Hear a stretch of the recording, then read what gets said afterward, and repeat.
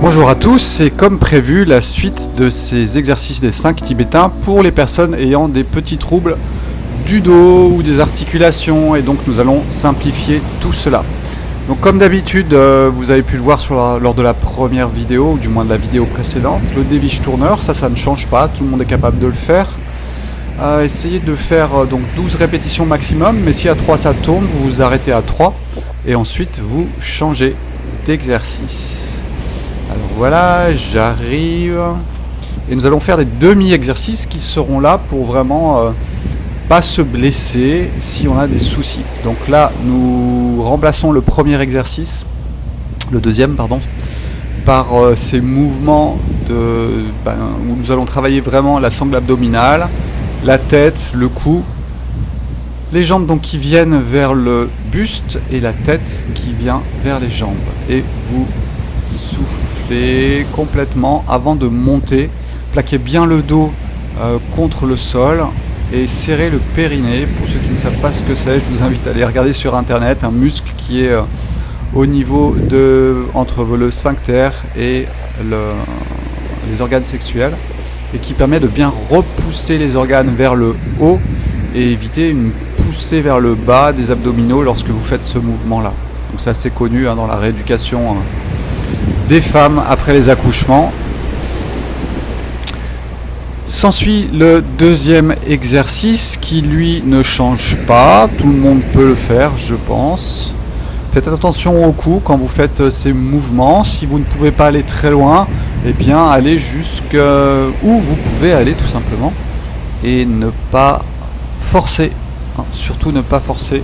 Le but c'est pas de se faire mal, c'est juste de mobiliser les articulations pendant un certain temps, et puis petit à petit le corps s'assouplit et vous pouvez améliorer les choses. Donc ces 5 tibétains, on peut vraiment ressentir l'effet jusqu'à entre 6 et 10 heures après. C'est dire à quel point ils sont puissants, et ma foi, ils peuvent donc remplacer une partie de votre activité physique, au moins sur le plan énergétique, de la pulsion de ces centres d'énergie. Mais évidemment que ça ne remplace pas 1 heure ou 2 heures de marche au niveau musculaire direct de vos jambes. On est plus sur un côté énergétique. Donc voilà l'exercice qui suit, donc ce demi-exercice, qui était vraiment de faire le pont avec les épaules, les bras. Donc là il a été simplifié, vous voyez, juste monter les fesses, le corps, les épaules restent au sol, et ça permet à ceux qui ont peu de souplesse au niveau des épaules de pouvoir faire cet exercice. Je travaille aussi sur les cuisses, les fesses.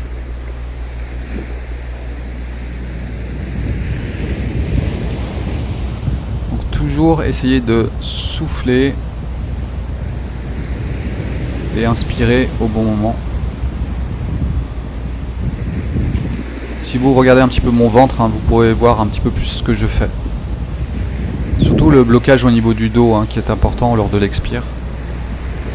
Et nous sommes maintenant sur le dernier exercice. Donc là, vous voyez, d'habitude, je suis sur la pointe des pieds, mais là par contre, je pars à partir des genoux. Donc ça demande un petit peu moins d'effort. On est un peu moins porté sur les bras. Par contre, ça n'empêche pas de jouer avec l'articulation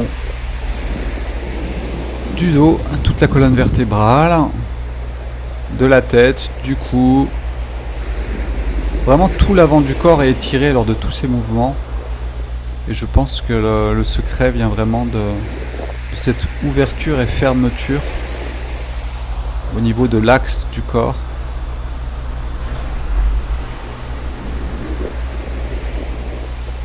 Voilà, vous pouvez aller jusqu'à 21 fois sur tous ces exercices. Ce que je vous recommande au début, c'est de commencer doucement. Vous commencez à 5 par exemple. Si vous êtes sportif, en théorie, vous pouvez aller directement à 21, ce qui est mon cas. J'ai recommencé à les faire, mais j'ai commencé tout de suite à 21 sans aucun problème. Un petit étirement du dos à la fin de tous ces exercices, ça fait du bien. Parce que vous avez compressé un petit peu au niveau de la colonne vertébrale. Voilà. Donc voilà ces demi-exercices, c'est terminé. Je vous invite vraiment à essayer, tester, voir ce que ça donne pour vous. Et puis je vous laisse sur ces jolies images de l'océan qui était ma foi très agréable ce matin-là. Avec un petit plouf juste au moment où la vague se casse. Je suis un petit peu un poisson, hein, j'avoue. La chance que l'on a ici à Recrio, c'est qu'on peut aussi surfer avec les tortues. Il y a souvent des tortues qui sont là autour des planches. Toujours un petit côté magique, sans parler des poissons qui sautent hors de l'eau à côté de vous. C'est la magie du surf, de se retrouver au milieu de la nature. Et j'avoue que c'était un de mes grands plaisirs. Voilà, ciao ciao, bye bye, à bientôt.